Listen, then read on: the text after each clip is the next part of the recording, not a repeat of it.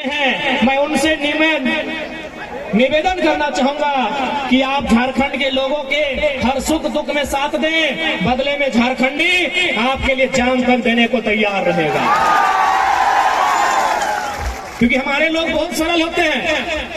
मंच में बहुत सारे हमारे मराठी भाई बंधु उपस्थित है अतिथि के रूप में। मैं उनको जानकारी देना चाहूंगा, झारखंड में भी महाराष्ट्र के लोग रहते हैं, ऐसा बात नहीं है कि नहीं रहते हैं, लेकिन मैं आपको आंकड़ा दूंगा, झारखंड में जितने भी मराठी लोग रहते हैं अधिकारी के रूप में रहते हैं। हमारे यहाँ हमारे लोग जो आपके यहाँ रहते हैं मजदूर के रूप में रहते हैं। हम भोले भाले लोग हैं।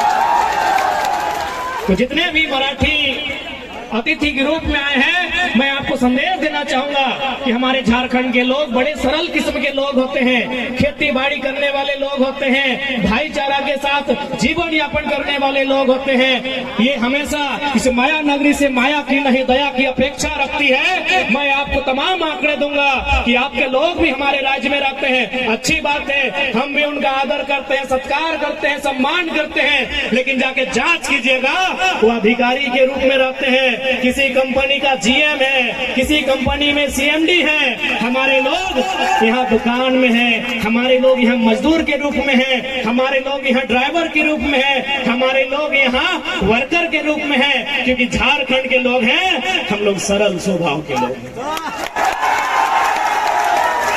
इसलिए मैं जितने भी यहाँ आसपास के लोग जो महाराष्ट्र की राजनीति से संबंध रखते हो, चूंकि ये नगर निगम का क्षेत्र है, नगर निगम महानगर निगम है, तो जितने भी लोग संबंध रखते हो मैं उनसे निवेदन करना चाहूंगा, हमारे झारखंड के लोग, उनके साथ साथ तमाम जो लोग यहाँ प्रवासी के रूप में रहते हैं, उनकी यथासंभव सहायता की जाए। क्योंकि आज ये लोग जो यहाँ प्रवास होकर आए हैं, ये आपसे दया, आपसे सहयोग की अपेक्षा रखते हैं। यदि हमने जरा सी भी अन्य प्रदेशों की भांति अगर डोमिनेट करने का नेचर होता तो हमारे पास 40% खनिज संपदा है। अगर महाराष्ट्र के पास पत्थर का खदान है, यदि माया नगरी को आर्थिक राजधानी होने का गुमान है, तो हम भी कोयला राजधानी से आते हैं। यदि माया नगरी को आर्थिक राजधानी होने का गुमान है, तो हम भी देश की कोयला राजधानी से आते हैं, झारखंड से आते हैं। इसलिए हम चाहेंगे महाराष्ट्र और झारखंड का संबंध परस्पर आगे बढ़े, हमारे संबंधों में और मिठास भरे और सुगमता, सहजता, सरलता आए, ताकि हमें इस राष्ट्र की उन्नति में योगदान देने में हमारी भूमिका हो।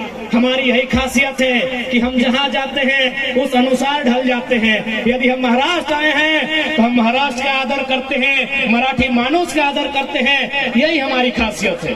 बाकी अन्य लोग भी झारखंड में रहते हैं, अन्य लोग भी झारखंड में रहते हैं, आप जाके वहाँ के व्यवहार को जांचिएगा, वहाँ के तौर तरीकों को जांचिएगा, जमीन आसमान का अंतर मिलता है। इसलिए आज ये महाराष्ट्र से हम लोग सीखने आए हैं। क्योंकि कुछ दिन पहले, माफ कीजिएगा, कुछ दिन पहले हमने एक अखबार में पढ़ा था कि महाराष्ट्र में कोई एक ऑटो ड्राइवर था जो यहाँ के एसपी से सवाल किया था कि एसपी साहब, डू यू नो मराठी? ये आपने भी पढ़ा होगा कि एक मामूली सा ऑटो ड्राइवर जो टेम्पो चलाता है, वो किसी डिस्ट्रिक्ट के एसपी से पूछा था कि do you know Marathi? If you don't know Marathi, get lost from here.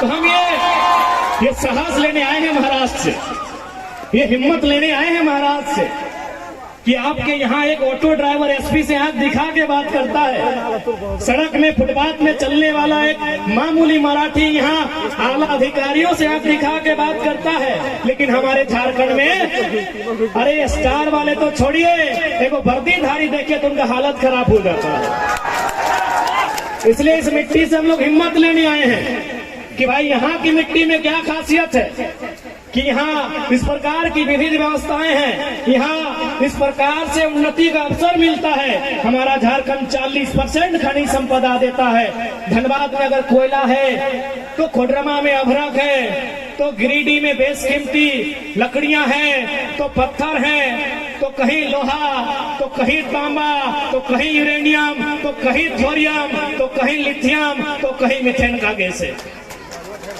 हमारा झारखंड खनिज संपदा से भरा हुआ स्टेट है। अगर हमारी गवर्नमेंट यदि हमरा सरकार चाहता है, जन्मदिन हमनी सरकार में चाहते है ना, हमरा बुझा है 6 महीना में कम से कम 10% प्रवास के समस्या के समाधान कर दे।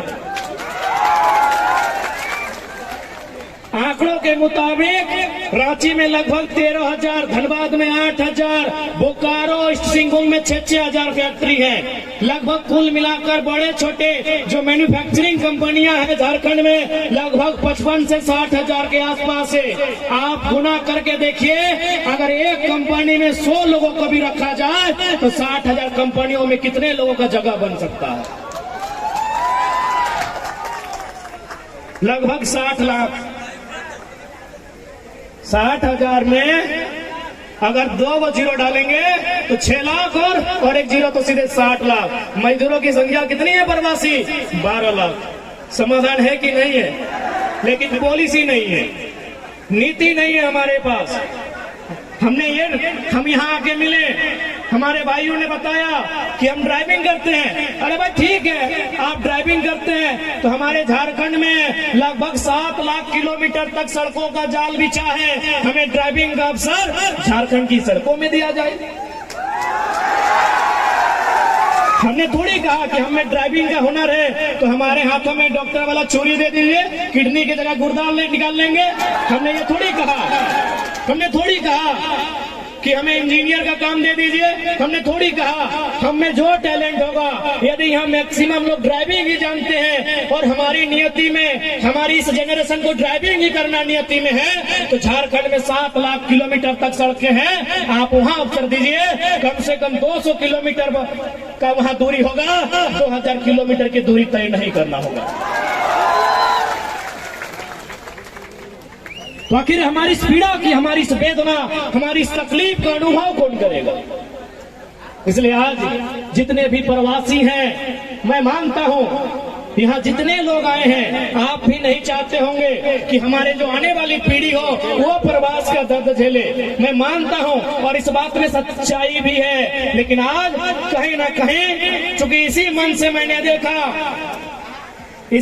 मैंने देखा जो वक्ता थे कि इन्होंने, किसी ने अपने रब को याद किया, किसी ने भगवान को याद किया, किसी ने खुदा को याद किया। चूंकि मैं मजदूरों के लिए आया हूं, मैं रोटी की बात करूंगा। मजदूरों का सबसे बड़ा धर्म रोटी का होता है। तब वो संबंध नहीं रखता है कि आप किस धर्म की मान्यता रखते हैं, आप किस धर्म के प्रति आस्था रखते हैं। एक मजदूर का जो धर्म होता है वो रोटी का होता है। मैं मजदूरों के बीच आया हूं तो मैं रोटी की बात करूंगा।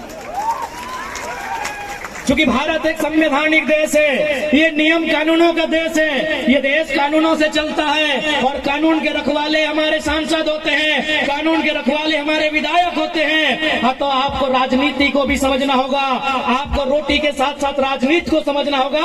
क्योंकि देश के 5वें प्रधानमंत्री माननीय चौधरी चरण सिंह ने एक लाइन कहा था कि अरे ओ किसानों, एक नजर रखो खेत खलियान पे और दूसरी नजर रखो लाल किला के मचान पे। ये मेरा कहना नहीं है मेरे भाइयों, ये लाइन मैं नहीं कह रहा हूं। इस देश के 5वें प्रधानमंत्री, किसानों के मसीहा, किसानों के प्रधानमंत्री माननीय चौधरी चरण सिंह ने कहा था कि एक नजर रखना खेत खलियान पे, कि एक नजर रखना खेत खलियान पे और दूसरी नजर रखना लाल किला के मचान पे। इसलिए लाल किला का मचान यानी राजनीति से है, लाल किला का मचान यानी पॉलिटिक्स से है। आपने लाल किला के मचान पे नजर नहीं रखा, क्योंकि आप अपने रोजमर्रा की जिंदगी में इतना व्यस्त हो गए कि आपने जो राजनीति का मचान कहा जा रहा है, जिसे लाल मचान कहा के संबोधन किया गया है, आपकी नजर वहां नहीं रही। इसलिए मैं आपसे कहना चाहूंगा, आज मजदूरों की बात, मजदूरों की पीड़ा राजधानी के साथ साथ देश की राजधानी दिल्ली तक में जाना चाहिए। लेकिन वहां तभी जाएगा जब आपके बीच के नेतृत्व करता वहां तक जाएंगे। आप बताइए, अडानी अंबानी के नेतृत्व करता जाएंगे तो हमारी बात रखेंगे? इसीलिए तो सरकार लेकर आई थी 3 गो कृषि कानून। चूंकि कानून बनने से पहले अडानी साहब का गोदान बन गया था, तो एक जनता जानती है कि वो कृषि कानून किसके लिए था। चूंकि हमारे लोग वहां नहीं है मेरे साथियों, इसलिए आज जितने भी मजदूर तबके के लोग हैं, किसान वर्ग से संबंधित लोग हैं, मैं आपसे निवेदन करना चाहूंगा, आज जिस पीड़ा का अनुभव हम कर रहे हैं, जिस पीड़ा के कारण आज प्रवास की यात्रा को हमने तय किया है, यह प्रवास की यात्रा भविष्य में हमारी आने वाली पीढ़ियों को तय ना करना पड़े, इसलिए आज हमें लाल किला के मचान में लाल नजर रखनी होगी। लाल नजर यानी गुस्सा से राग गिरे, लाल नजर यानी राग